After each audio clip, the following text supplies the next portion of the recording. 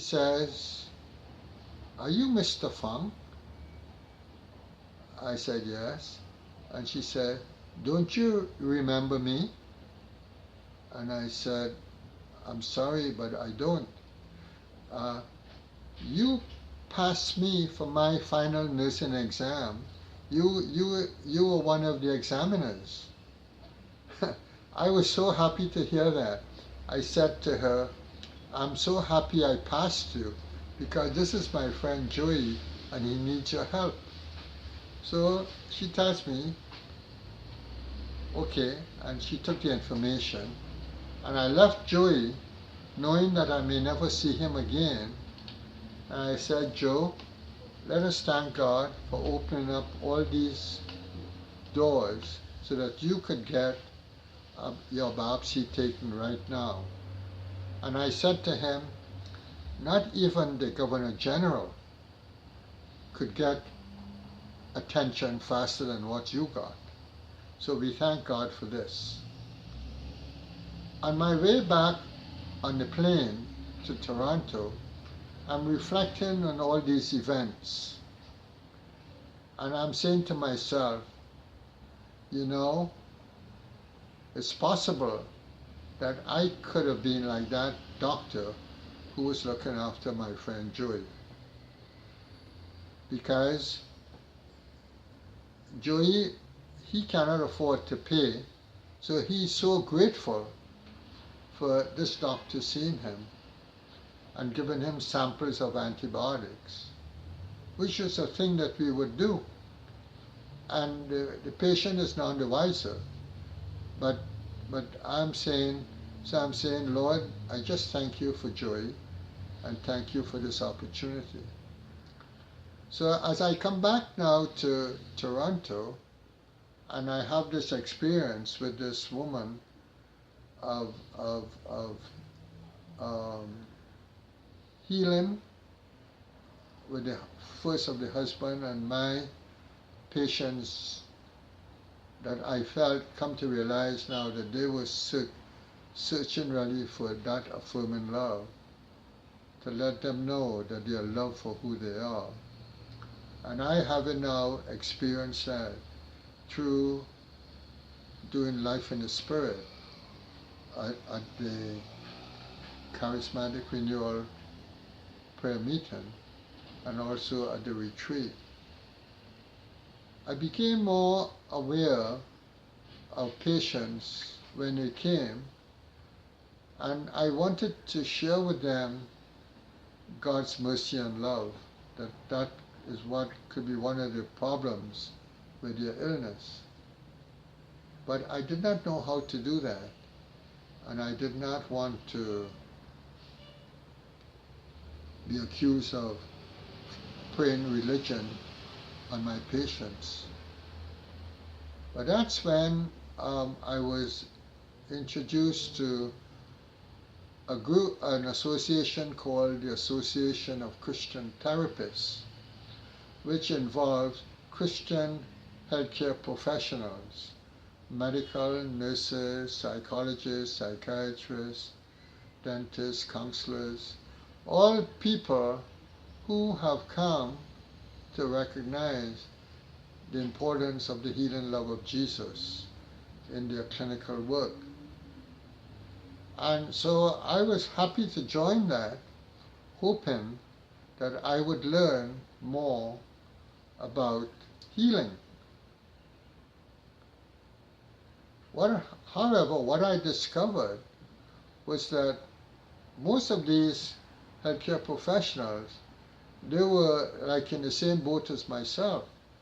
We knew Jesus as the healer, but how you bring this into your practice was a challenge, and it was more or less left to each of us to find ways how to do it.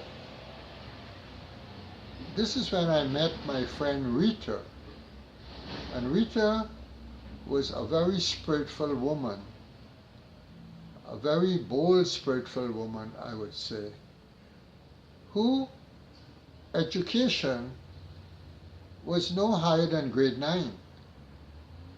but who had a holy boldness about her that would touch the hearts of people.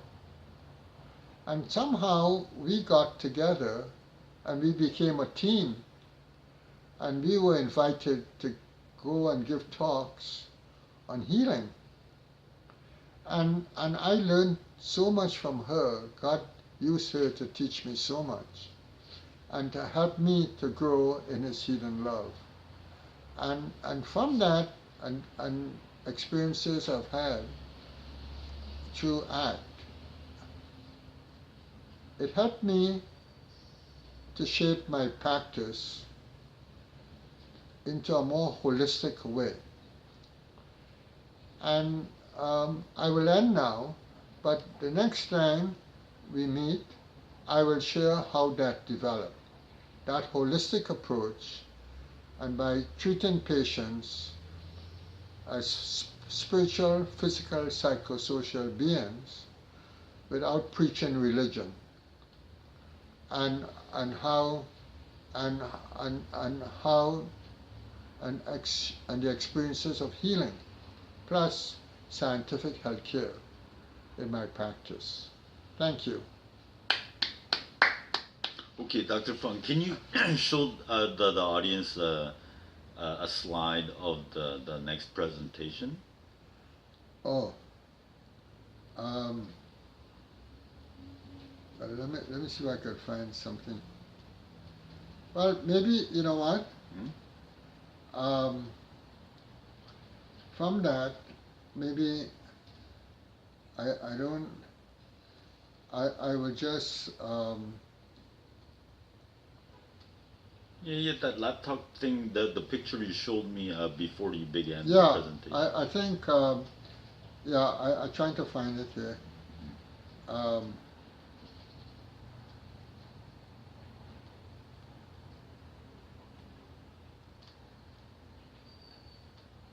dear. No, I suddenly realized I don't have it here.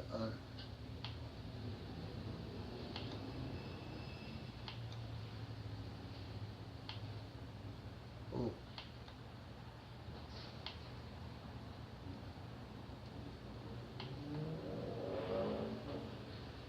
Yeah.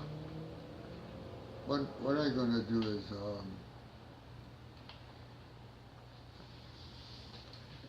yeah, I'm just gonna say, is it on? Yeah. Say, next week, God willing, I'm going to start to introduce to you what I call the Christian holistic health, hospice, and palliative care. Okay, let's zoom in on it.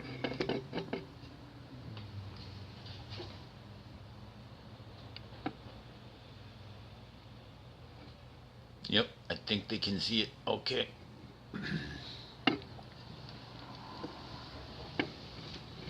Okay.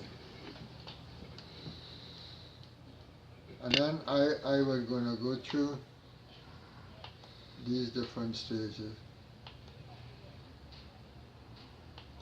Because what I'm hoping is that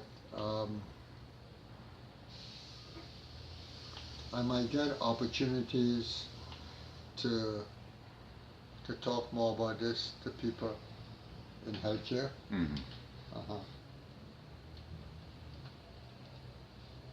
You mean healthcare professionals?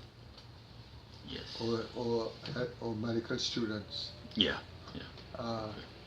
Or even just in hospice care. Because there's a lot of talk about hospice care right now. You know, with palliative care and you know, what you call it, end of life. You know, where you could they made it legal, you could kill yourself and all that kind of stuff. You know. Good. Okay, John. Thanks. Okay. I'm gonna leave now because I have to go funeral home. Yeah. Okay. Yeah. Okay. lots of, but hopefully next week I'll be able, to come Mhm. unless the weather was something very Mhm. bad. Hmm. Okay, that's it. Yeah. Okay, thank Because you, Dr. I, Fung. I want to, I'm gonna start. Yeah, you see, in this, I have a whole series of things written out for this, Mhm. and I'm trying to fine tune it, Mhm. and then maybe even make a little booklet or something Yeah. to hand out. Okay. Yeah. Okay. Uh-huh. Thank you, Dr. Fung. Okay. Good.